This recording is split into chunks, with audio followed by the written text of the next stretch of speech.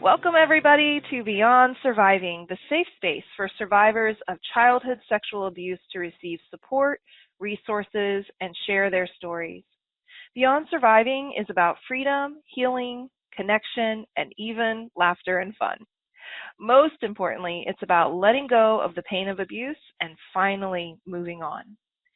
I'm Rachel Grant, and for those of you who don't yet know me, I've been a sexual abuse recovery coach since 2007, and I'm the author of Beyond Surviving, the final stage of recovery from sexual abuse. You can learn more about me and the Beyond Surviving program at rachelgrantcoaching.com. Now, one of the things I love to do here on the podcast, survivors, people who have gone through this journey, who are here to tell their tale. And today we have with us Michelle, who's going to be sharing with us about her journey of becoming gradually more open and less ashamed about her childhood sexual abuse. So Michelle is a sociology professor in Toronto, Canada. Oh, Canada, welcome! And a community organizer and a survivor of childhood sexual abuse.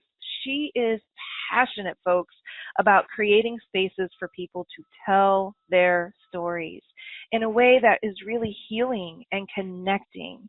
This is so critical because we know that oftentimes when survivor stories are told, it ends up being re-traumatizing, and that's something we're really going to explore and take a close look at today. She is also an avid member of a community organization called Authentic Relating. Ooh, I love the sound of a community organization called Authentic Relating. Ooh, I love the sound of that, which brings people together to speak their truth in ways that foster aliveness, personal integrity, and connection. So we are so lucky to have Michelle here today to share her journey and her experience with us. Welcome, Michelle. Thanks for being here. Thanks for having me, Rachel. I'm so grateful to be here. It feels really like a gift for me. I love it. And so when we first connected, when you reached out, I was super stoked to meet you and get to know you a little bit. And we began to kind of dialogue about how we might collaborate and come together. And we decided to have you on the podcast. And one of the things that I really just appreciated about that process with you is that you allowed yourself to really take some time and like sit with this opportunity and decide like, okay, do I want to have you, it's somewhat anonymous. And I'd love you to just talk about that piece of the puzzle. This is a really great place to start because I think a lot of people want to share their story in a public way, but often have a lot of those questions coming up about like, well, how exposed am I going to be? And do I have to like tell all? And do I have to use my real name? So tell us a little bit about your decision to come on the show, but set those boundaries for yourself. Mm-hmm.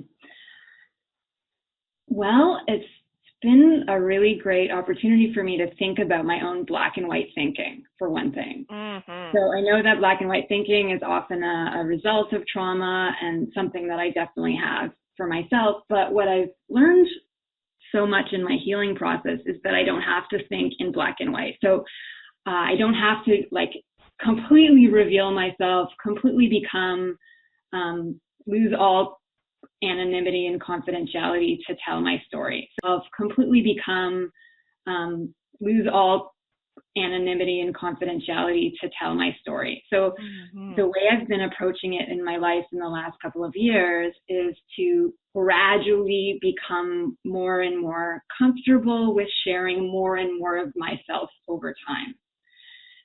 So one of the reasons to have my last name remain anonymous and to do only audio is that it's just that I'm at a place in my life where I feel like I do want to tell my story. It's such a, like I said, such a gift to tell my story, but I'm still doing it in incremental, in some ways, baby steps.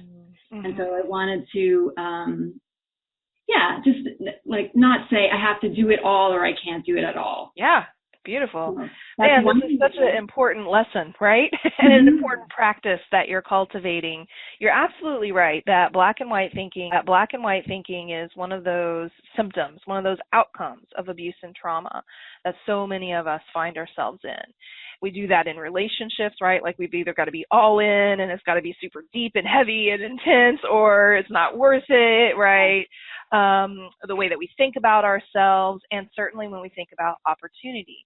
And I can certainly relate to this, feeling of ending up missing out on things when I was stuck in that kind of thinking for exactly the reasons that you're talking about.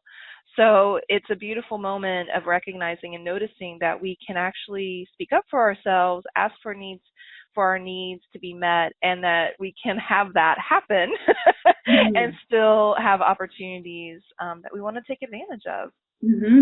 Yeah, absolutely. Yeah. The other thing I And really love, go ahead. Oh, I was just going to say, for me, it's like each of the steps I take in my coming out. For me, it's like each of the steps I take in my coming out more and more as a survivor is like a stepping stone to the next one. Right. So I imagine maybe someday I'll, come out on national TV or something. I don't know, but I want to, just want to do it gradually, and this is one of the steps. This is so great. And, that it's really about, this is your story. This is your experience. So you are the curator of that experience. You get to decide when and where and how and to who. And we're going to be talking about that, I'm sure, a little bit more. What I am thinking about as I'm hearing your story is, when I set out to do this work, I really launched into it from the perspective of, okay, I've gotten my shit together as much as any, quote unquote, as you can, because we're all imperfect, we're all human. And I feel ready to share this with other people and see if it can make a difference. Okay, this is a thing that I'm doing. This is what I'm focusing on. And someone asked me, as they do at parties, right, what do you do? And I remember swallowing my throat and like, oh my gosh, just tightening into, because I realized in that moment, oh my gosh, right? Like my work now is an immediate moment of disclosure. Like as soon as I say I work with survivors of childhood sexual abuse, it's like, oh. Like there's this whole, like you can just see it on people's faces. And I hadn't fully, I think, Michelle, considered how coming out I really was and how much I was going to be doing that, again and again and again in both these professional ways, but also in these kind of social, personal ways. Luckily, it's been a really wonderful experience. But I guess I share that just to say that we all find ourselves on this path of figuring out when and how and who, and sometimes sometimes we get surprised by life, and we find ourselves in moments of sharing that we weren't really fully thought out. And to my mind, that's a little bit about what we're talking about today. How can we be thoughtful? How can we be mindful about our story and when we share it? So that story that I just shared is a little example of a first disclosure or a coming out moment, not my very, very first one, but an instance of. And I'd love to hear from you what you recall about your first experience where you felt like you were really coming out, you were really disclosing about your experience, and what was the fallout of that? What was the response or the reaction? I'd love to answer that. I just want to add one more piece to the last question, though, if I might. Sure. Because it feels like a really important part of my story. So I wanted to say, and even just following up on what you were saying about things that surprise us about coming out. For me, coming out is not only about me, it's about my family. So the abuse in my family was widespread. And so it wasn't only me, it was several generations of many, many people. And so the short version of, like, the reason I bring that up in terms of coming out or like remaining somewhat anonymous here is that the story of, so my grandfather is my abuser. I think we share that. Is that right? Right. Yeah. Right. And so the town where my grandfather lived, somehow that came out. I don't know the whole story, but it came out in the town, and my family members were being publicly shamed about it. And so also part of what feels like my responsibility, like I feel like I have, when I tell my story, it's not only about me, it's about everyone in the family who also experiences abuse. So I just want to be conscious of that. It's not only, I have responsibility for my story and a lot of other people in my family. And some of my family members have explicitly said, do not share this publicly. So when, I feel okay doing that, not naming any names and not sharing my last name, but I do feel like I want to also honor them. Yeah. I think this is a really good point that you're bringing forward. And I think where it can be a point of struggle, because finding that balance between how do we take care of others while also honoring ourselves in the midst of that. Again, this goes back to that impacts survivors when they're considering, do I tell my story? Who do I tell it to? So it's definitely something that we have to keep our eye on and try to navigate in this process for sure. Yeah.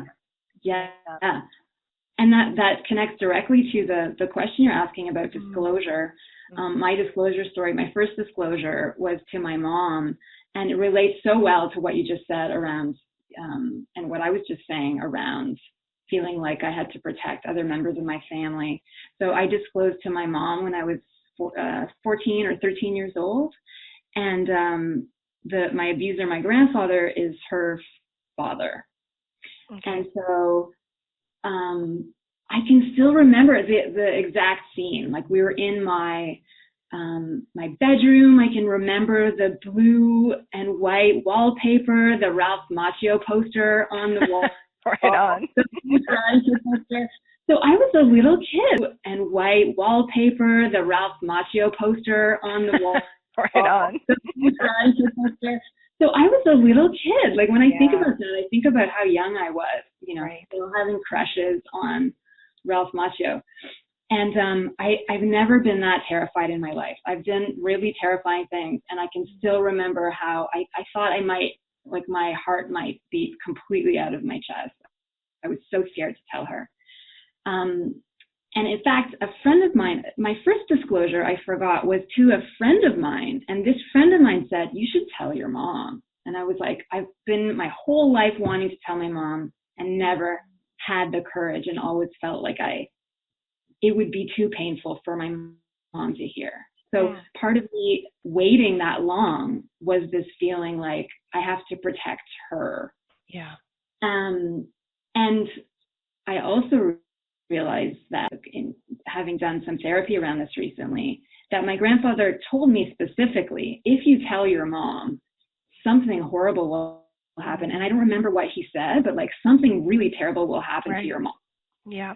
So I think that even though in the my logical brain, I knew like nothing's going to happen just by my telling, I think because I was so young when my grandfather was telling me those things, that some part of my my body still thought that was true. Sure. Yeah.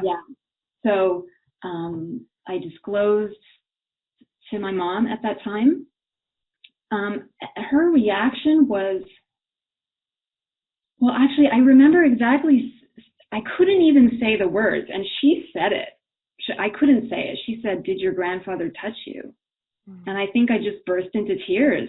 And I thought, wow, she knows. How does she know?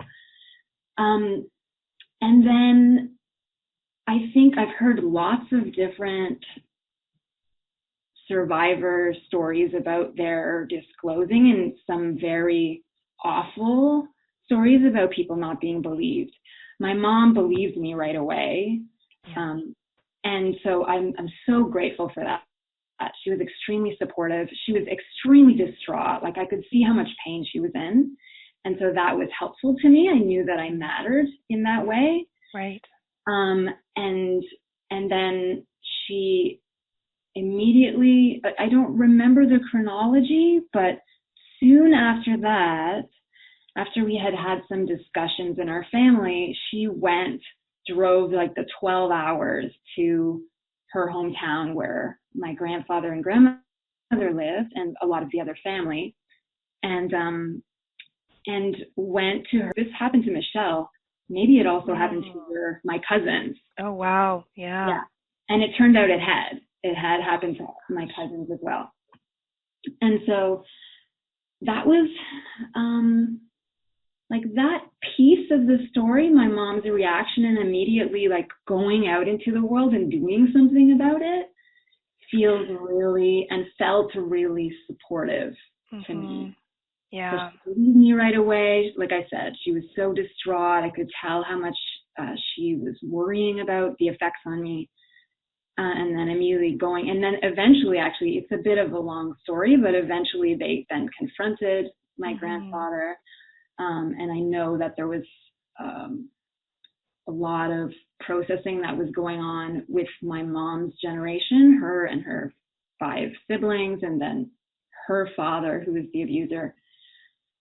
So that, what I want to say is that like the flip side of that, or another piece of the story that made the disclosure was like, or maybe a little bit of a challenging part of the disclosure for me was that, so that happened, my mom went, that generation had a bunch of discussions around that. And then probably a couple years later, in my mind, it's about 5 years later, we started to go visit them again, like nothing had happened. Like my family would go and visit my grandfather and grandmother, like nothing had happened. Nobody ever talked about it again. I see that my mom's generation had the chance to talk about it, but I didn't, and my generation of the abused kids didn't have a chance to talk about it. And so it was as if every time I went there to visit them, I was put in the position of having to talk to my grandfather, having to be in the same room as him. As every time I went there to visit them, I was put in the position of having to talk to my grandfather, having to be in the same room as him. And that was re-traumatizing to me, I think. Right. Yeah. That I was again in the position where I didn't have the voice at that time. Now I imagine myself in that position again and saying, just no, I'm not going to. Hell no. No. Yes. That's right. Wow. The refrain, I'll just wrap that story up a little bit by saying the refrain always was, we can't abandon your grandmother. So you have to keep seeing them. Yeah. Now I would have a very good argument against that to say our grandmother can come visit us. Exactly. Right. But I'm not gonna, but that was, was their generation's way of dealing with it. Yeah. Oh my gosh. Your and my story, like they went into action like right away, like get away from him, come here, and got him out. He was living in our home, so got him out of our house right away. And, similarly, like, okay, what can we get you some support? Can we get you into counseling? And I was really rebelling against that. I didn't want to talk to anyone about what was going on. And then, like after a couple of months, like 6 months or so passed, there's, family reunion. And here we go, trotting off to the family reunion. And aunties and uncles who know what has happened are like, hey, go get your grandfather to do this, or go check in on your grandfather to do that. I'm like, wow, like you all are clueless. And I think a lot about like how just the lack of education and the lack of understanding about trauma in that generation and how much resources and information they had available to them. Yeah, absolutely. In my experience anyway, I don't think my people were being malicious. Right? Yeah, absolutely. In my experience anyway, I don't think my people were being malicious, right? I think they just literally did not have the understanding of trauma to know that that was a problem. Yeah.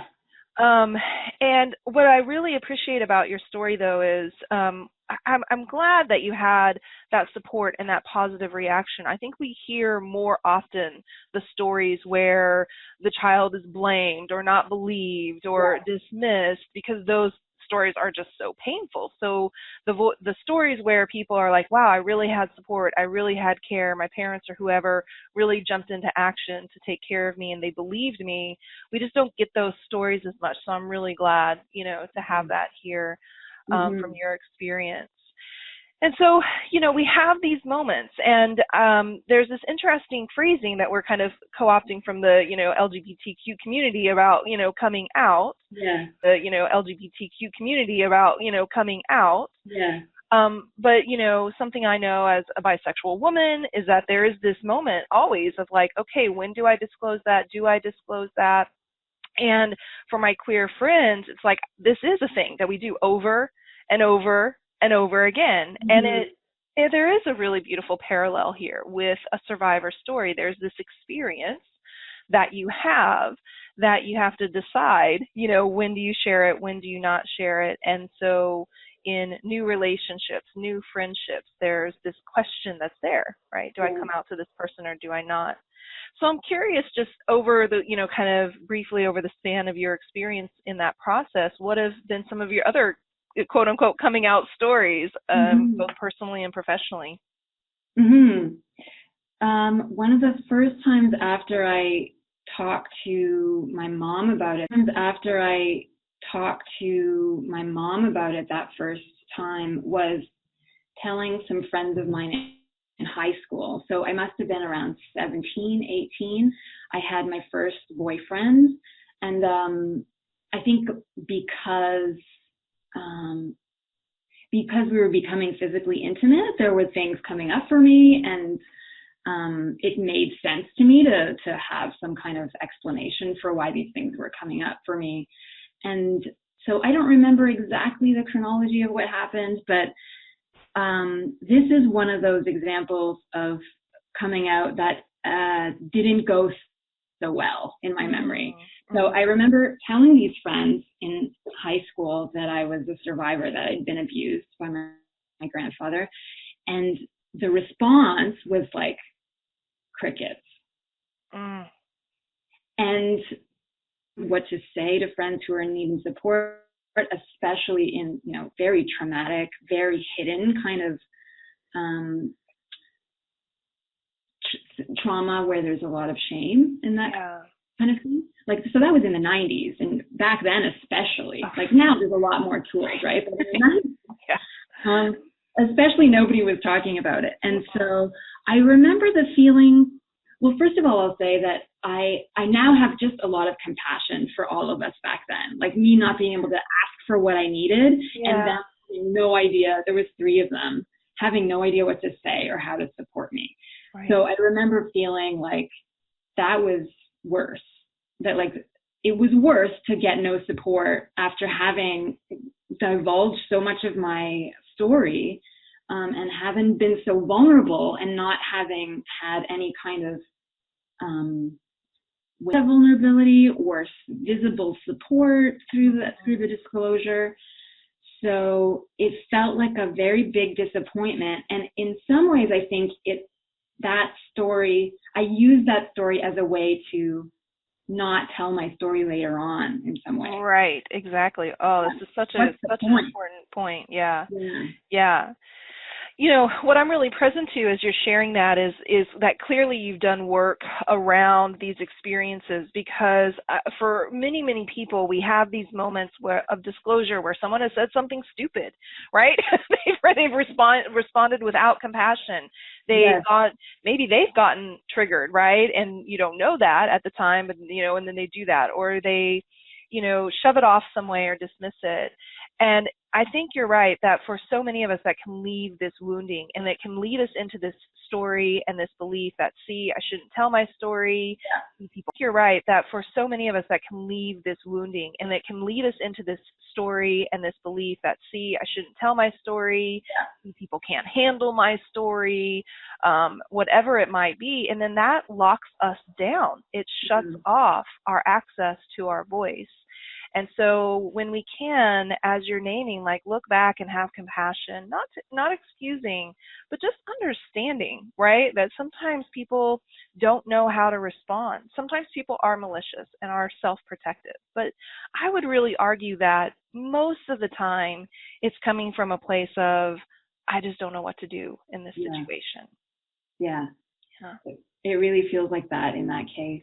Yeah. But luckily, I've had the chance over the years to have different situations of coming out and I've gone to a lot of support groups, like both for specifically, and those have been really different because there were specific tools, like in some of the support groups, there are guidelines in place for everybody. What's an appropriate response? What do we all agree to here? How can we express what we need and get what we need in response and things like that? And so those experiences for me were really guidelines. Those guided and facilitated support group experiences were really guidelines for me when I later went to my friends later in life and disclosed to them, where there was no specific professional facilitator there, but I still could remember the tools that they used and said, I can ask specifically for what I need. Yes. People, here's some things you probably don't want to do that won't help, like give advice or tell me how I feel or things. And those have been extremely, extremely beautiful experiences for me, where I was able to say what I needed and get the support that I wanted, and change the story of what I originally started with. Exactly. Which was new evidence, new experience. Yeah, exactly. Right. It's not necessarily a bad thing to tell my story. I can get the support that I need. So one thing that really stands out to me from what you shared, Michelle, that I believe absolutely contributed to those experiences of disclosure being powerful, being good experiences, is your level and capacity to ask for what you needed. And the container that you set up for yourself by setting those boundaries ahead of time. And this is something that I work very specifically on with my clients, is a process of, first of all, how do we determine and decide if it's time to have that conversation? Are we ready to have that conversation? Are we ready? And then how do we go about telling our story in such a way that we don't re-traumatize ourselves or traumatize the person that we're asking or telling our story to? And how can we set our listener up for success? You actually do have some say about that. And so exactly what you're saying about naming what you need, hey, don't say this to me, all of that is just such wisdom in that practice.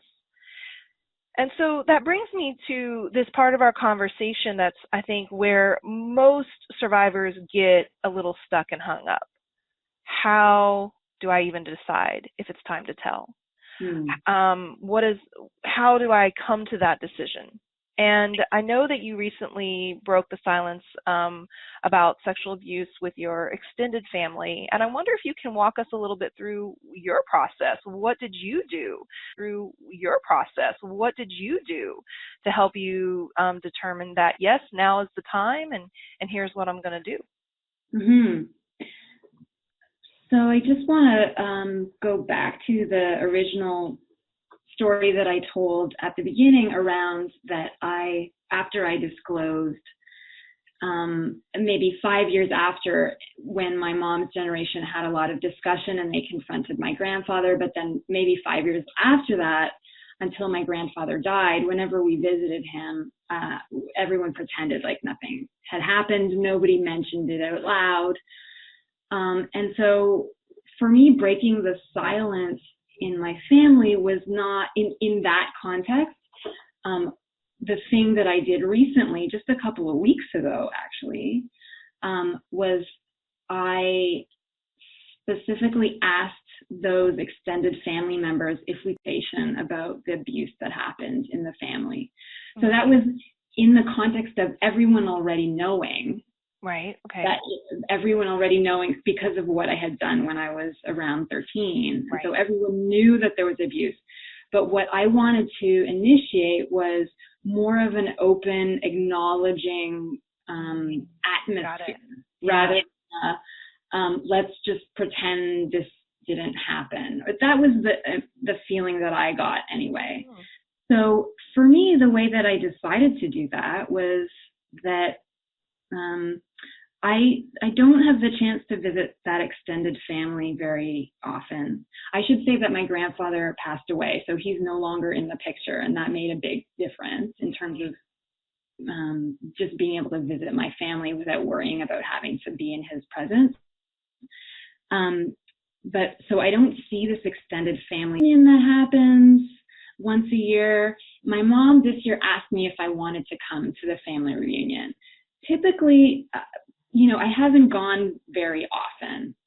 And I felt into it this year after doing so much personal growth in the last 2 years. And I thought, like, what do I really want? Is there something, like, what's going on inside of me when I feel into, do I want to go to this reunion? And I realized that there are two things going on. One is I don't feel like making small talk. I don't like small talk in general. But I think the other reason why that was such a big signal from my body, I was like, why do I hate small talk so much? What's the big deal about that? But I realized after thinking about it that was, to me, the small talk was just another indication that we're not going to talk about this huge trauma. We're just going to talk about surface things. And I was like, we have to fucking talk about this trauma. It's it was just so loud and clear to me that I didn't want to go again and pretend like nothing happened. I wanted to go and have an open conversation with people, like share my heart, share all the struggles I've been through, share as a way of connecting with these family members that I felt very distanced from, and thinking like I had the experience of being in support groups where sharing our trauma, and I knew that all my cousins had similar traumas. So I thought, if I could have a similar sort of experience with my cousins, how beautiful would that be? We never talked about it at all. I've been in rooms with survivors, strangers to me, where we've had extremely beautiful, would that be? We never talked about it at all. I've been in rooms with survivors, strangers to me, where we've had extremely beautiful connections through sharing our trauma. And so I thought, that could happen with my cousins, and even more because we were kids together and we had the same trauma and the same context. Right. And so I decided to write my family a letter. This reunion was coming up. There's like 20 people who are coming. Again, I was so scared because I thought people might not like this. People might not want to talk about it. Mm-hmm. But I knew that I could share my own desire to talk about it without demanding, with just say, this is what I'd like to do. No pressure if you don't want to do it. But if you do, great. There's, more than one of us maybe who would like to do this. So I wrote everybody a letter spewing all of the feelings I'd had all my life. Right, yeah. All the things I'd wanted to say to these people my entire life. Mm-hmm. And then, the third draft was more like, okay, I'll leave some of the spewing to an in-person conversation if people agree to meet me in person.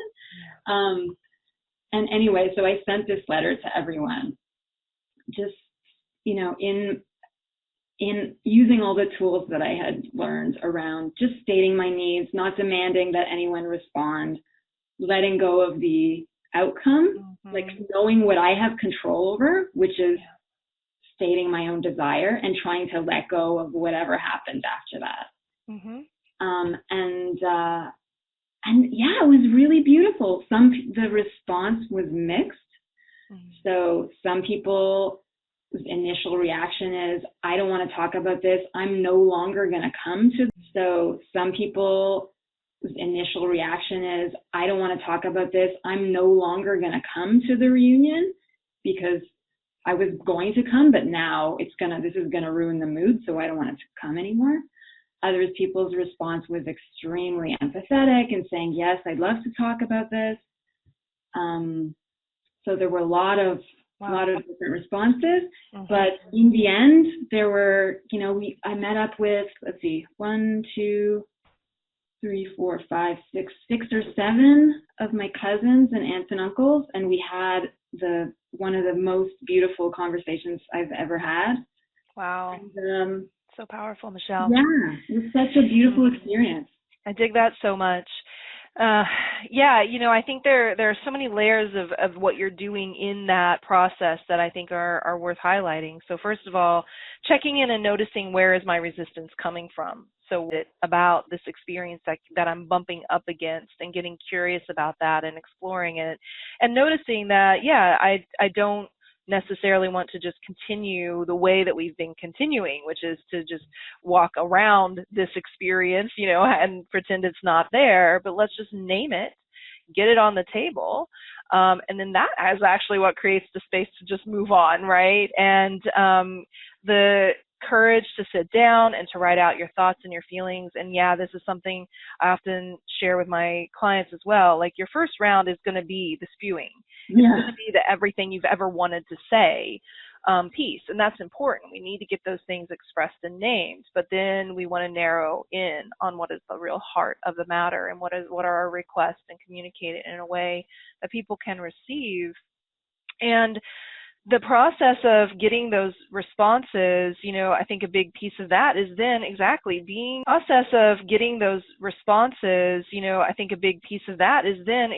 being detached from, first of all, taking responsibility for how people are responding. Like, those are their choices. That's in their bucket. It belongs to them. And also being able to just hold space for your experience is really powerful. And the outcome of vulnerability, I mean, my goodness, folks, are y'all hearing this? Mm-hmm. This is such a critical, beautiful example of how we, when in a container with thought, with preparation, we can create opportunities that are vulnerable, but that are also extremely healing and connecting, which I know is something that you very much value, Michelle, in the work that you do. Yeah. And ultimately, I think the goal is to avoid re-traumatizing. In my research and in my study, as I was developing the Beyond Surviving, speak your mind, and that never sat well with me, because first of all, it wasn't even an option for me. My grandfather had died as well, and I thought, so what does this mean? People who can't sit down with their abuser because the person's dead, or it's not safe to do so, or they don't even know where the abuser is, can't heal? That doesn't make sense. Right. And I also just really noticed that from the stories I was hearing, people who were sitting down from this place of confrontation were not having very good experiences. Because confrontation really leads us into this place of, I have to debate, I have to discount, I have to win. I have to be very attached to how people respond to my story and my experience. And so this new model of having a conversation is all about minimizing and reducing the risk that we will end up having a bad experience when we disclose our stories. For you, do you have any particular tips or strategies or things that you would recommend that people keep in mind or do that are along those lines? Mm-hmm. Well, these are things that work for me. And one of the things that I want to say is that I'm sure people have said this a lot, but like, just because it works for me doesn't work for everyone necessarily. But here are some things that have worked for me. I love Brene Brown's expression that people have to earn the right to hear your story. Mm-hmm. This is one of the things. So for me, one way to avoid being re-traumatized is the who, what you were saying earlier, and how like deciding the who. First of all, who am I going to give the gift of my story, really? Because what a precious gift it is to someone else to be this vulnerable and share so much of your heart and your fear and your shame and all the stuff that comes up with these stories. I've been on the other side of receiving other people's vulnerability, and that's taught me so much about. So when I think about my own experience receiving somebody else's vulnerability and how precious and honored, precious that feels and how honored I feel, then I think, maybe other people hearing my story will also feel that that's such a gift. Right. So yeah, that's been a mistake that I've made before, is sharing too early with people that I don't trust. I think that in the past, I've often wanted to create connections through being vulnerable, waiting to trust a person before I'm vulnerable. Mm-hmm. So I was trying to kind of force connection by going, here's my story, now we have to be connected. Yeah. So now I don't do that, and I go, wait, okay, what has this person showed me that, how have they showed me that they're trustworthy? How do I feel in my body when I'm with them? Mm-hmm. Like, do I feel safe telling this story? So deciding the who, and then listening to my body around who feels trustworthy. Yeah. Yeah. So that's a big one. I think I mentioned before some of the setup, like setting up the container. So I've been really fortunate in being with this authentic relating community here, which you mentioned at the beginning of the episode, where I've learned so many different communications that have helped me enormously in my life. And one of those is to set up the idea, like I mentioned before, around probably saying to the person who's receiving, if they don't already have these set of tools, you probably don't want to give me advice because that doesn't feel good when I tell you this. I'm not or maybe even just saying, I'm not looking for advice. Right. Here's what I'm looking for. What I really want is, or what would really feel supportive to me is, can you just sit with me while I'm feeling this extreme sadness? Can we sit here and cry together? Or can I cry while you sit and hold me or hold my hand? That's been extremely powerful to me, just to be, can we sit together with this? Yeah. And so, yeah, I've been, like I said, fortunate that I have some friends who have been trained in these communication tools already, and so we have that shared context. Sure. Yeah. That I know that they're going to capacity. They know, that they know that they're not going. I know that they're not going to give advice. I know that they're going to be able to say, "Is there something you need in this moment?" Like specifically asking me what my needs are. That they'll be able to sit with me with the feeling. Yeah. I love that, Michelle. Thank you. Yeah, it's really a beautiful thing to think about. The preparation piece is really critical. I think there are kind of two sides of this. There's the first of all thinking through, am I ready? Is it time to have the conversation? And then there's the piece of, what do I want to communicate, and how do I communicate it in a way that's really safe and grounded and sets my listener up for success. Yeah, absolutely. Man, Michelle, what a beautiful journey you've had. I thank you so much for being here today and talking with us about this process of deciding to tell our stories, how we tell our stories, owning our stories. And I really also love this, what you've shared with us, which I totally agree with, that our story is a gift. And, when we offer that to people, it creates not just healing for ourselves, but also healing for others. Absolutely. Do you have any final words for our listeners today? Well, first of all, Rachel, I just want to say to you, thank you so much for having me and for creating these spaces where we can have these conversations. That, like I said at the beginning, also feels like such a gift, to be able to, find our voice again. So that feels so precious to me. Is there anything left to say to the listener? I don't know. I think the idea of following your body and listening to what feels like it's coming up in the moment and in this point in time as a need. For me, it's been expression, because I've squashed my feelings for so long around the abuse and held those in silence. I'm in a place now where I want to express. And so I feel this, I'm looking for opportunities to express. And so I guess, when I talk to other survivors, my question would be like, what is that value or that need that you're having right now, and like, how can you get that more in your life. That's what I'm doing for that more in your life. That's what I'm doing for myself. And that feels, I love that. Feels beautiful. Feels so good. Nice. Yeah, we'll take some of that. I'm down with that. Beautiful. Tell people how they can connect with you if they want to continue the conversation. Well, I'd love for people to email me if they would like. I would be delighted to hear from anyone. So my email address is leavingkawagoe. This is a city I used to live in Japan.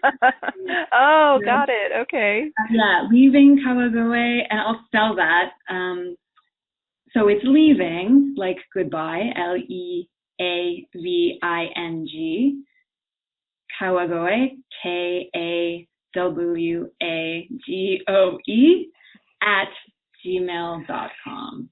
Awesome, Michelle. And I'll be sure to put that in our show notes as well so people can access that easily. Thank you again so much for being here and being my guest today. And thank you, everybody, for listening and tuning in and joining us.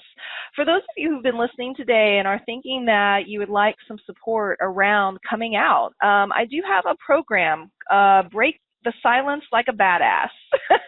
And so if you'd like to get some support and guidance through that process, please send me an email at coach@rachelgrantcoaching.com. Just put Breaking the Silence in the subject line and ask to know a little bit more about this program and how I can support you in this process. We have a game plan strategy phone call, and then we have a conversation role play phone call. We do a follow-up after you've had a conversation to make sure that we can calm your nerves and make sure you're doing okay. And that comes before the conversation, and then we do a decompression session afterwards to unpack what happened.